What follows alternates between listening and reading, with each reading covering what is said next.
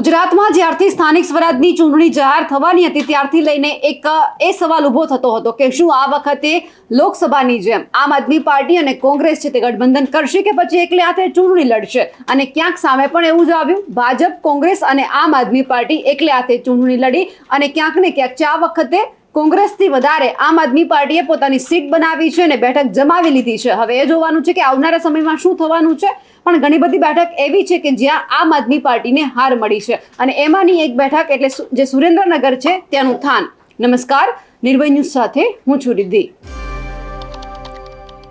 સુરેન્દ્રનગરની અંદર અને ખાસ કરીને જ્યારે ગુજરાતની અંદર સ્થાનિક સ્વરાજની ચૂંટણી જાહેર થઈ, ભાજપમાં પણ એટલો જ ભૂકંપ હતો, એમની સાથે કોંગ્રેસ હોય કે પછી આમ આદમી પાર્ટી, બધી જગ્યા પર આપણને એવું લાગતું હતું કે ક્યાંક આ વખતે આપ જે સુરેન્દ્રનગરનું જે થાન છે તે કોના હવાલે થવાનું છે। એટલે હવે જ્યારે અહીંયા આમ આદમી પાર્ટી છે સ્વતંત્ર એકલે હાથે લડી હતી, તેમ છતાં અહીંયા હારી ગઈ છે અને હવે હારનું શું કારણ સામે આવ્યું છે તે આપણે સાંભળીએ ત્યાંના જે સ્થાનિક આગેવાન છે, નેતા છે આમ આદમી પાર્ટીના, રાજુ કરપડા, એમની પાસેથી। આદમી પાર્ટી થાનગઢ નગરપાલિકામાં જે ચાલુ વર્ષે સામાન્ય ચૂંટણી નગરપાલિકાની થાનગઢમાં હતી, એમાં ખાસ કરી અને આમ આદમી પાર્ટી પહેલી વખત ચૂંટણી લડી રહી હતી। પહેલી વખતની ચૂંટણીમાં આમ આદમી પાર્ટી બીજા નંબર પર રહી છે, ખૂબ સારું પરફોર્મન્સ કર્યું છે અને થાનગઢની જનતાએ ખૂબ સારા એવા મત આમ આદમી પાર્ટીના તમામ ઉમેદવારોને આપ્યા છે। આજે આમ આદમી પાર્ટીનો એક પણ ઉમેદવાર જીતો નથી, પરંતુ આમ આદમી પાર્ટી જ્યારે પહેલી જ વખત ચૂંટણી લડી રહી હતી અને ઈમાનદારીથી ચૂંટણી લડી રહી હતી, ત્યારે થાનગઢની જનતાએ જે પ્રેમ આપ્યો છે અને જે બીજા નંબર પર આમ આદમી પાર્ટીને લાવવા બદલ થાનગઢની જનતાનો હું રાજુ કરપડા હૃદયપૂર્વક આભાર વ્યક્ત કરું છું। જય માતાજી બધાને।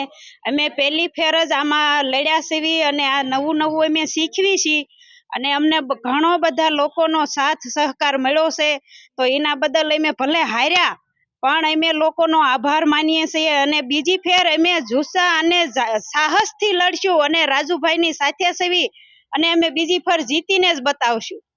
માનવું છે અને બીજા નંબરના આપણે બની ગયા છે। આપણે ટૂંક જ ગાળામાં થોડા સમયમાં ખાલી 15-17 દિવસ મહેનતમાં આપણે તેમની એ તમામ જગ્યાએ રાજુભાઈ કરપડા એ તમને બાંહેધરી પદ આપશે કે જ્યાં પણ તમને કે આપણને સમસ્યા પડે કે આપણે લોકો માટે લડવાનું, પણ એ નિરાશા મનમાં લઈને આપણે ધૈર્ય રહેવું, એમાં આપણે હાવ કોઈ નમાલાપણું બિલકુલ કરવાનું નથી। જ્યાં એ લોકો આપણા ભરોસે છે, 500 કોઈ મળ્યા, કોઈ 700 મળ્યા, કોઈને 1000 મળ્યા, એ લોકો આપણને ચાહે। બીજા નંબરની વાત એ કે આદમી પાર્ટી થાનગઢ નગરપાલિકામાં જે ચાલુ વર્ષે સામાન્ય ચૂંટણી નગરપાલિકાની થાનગઢમાં હતી, એમાં ખાસ કરી અને આમ આદમી પાર્ટી પહેલી વખત ચૂંટણી લડી રહી હતી। પહેલી વખતની ચૂંટણીમાં આમ આદમી પાર્ટી બીજા નંબર પર રહી છે, ખૂબ સારું પરફોર્મન્સ કર્યું છે અને થાનગઢની જનતાએ ખૂબ સારા એવા મત આમ આદમી પાર્ટીના તમામ ઉમેદવારોને આપ્યા છે।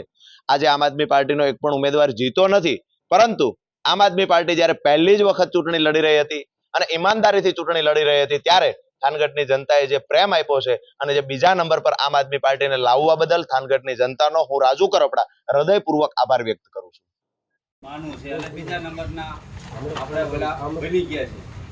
આપણે ટૂંક જ ગાળામાં થોડા સમયમાં ખાલી 15-17 દિવસ મહેનતમાં આપણે તેમની એ તમામ જગ્યાએ રાજુભાઈ કરપડા એ તમને બાંહેધરી પદ આપશે કે જ્યાં પણ તમને કે આપણને સમસ્યા પડે કે આપણે લોકો માટે લડવાનું, પણ એ નિરાશા મનમાં લઈને આપણે ધૈર્ય રહેવું, એમાં આપણે હાવ કોઈ નમાલાપણું બિલકુલ કરવાનું નથી।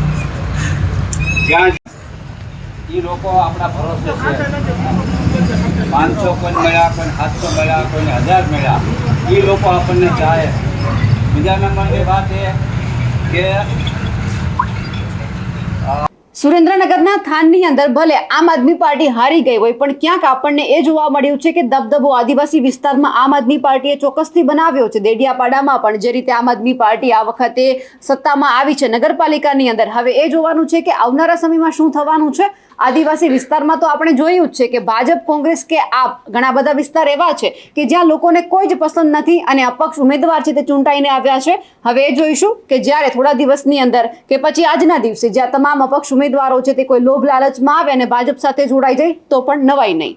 અમારા અહેવાલને લઈને આપનું શું કહેવું છે કમેન્ટ કરીને ચોક્કસથી જણાવજો. સાથે જ અમારી નિર્ભય ન્યૂઝ ચેનલને લાઇક, શેર અને સબસ્ક્રાઇબ કરવાનું ભૂલશો નહીં. નમસ્કાર.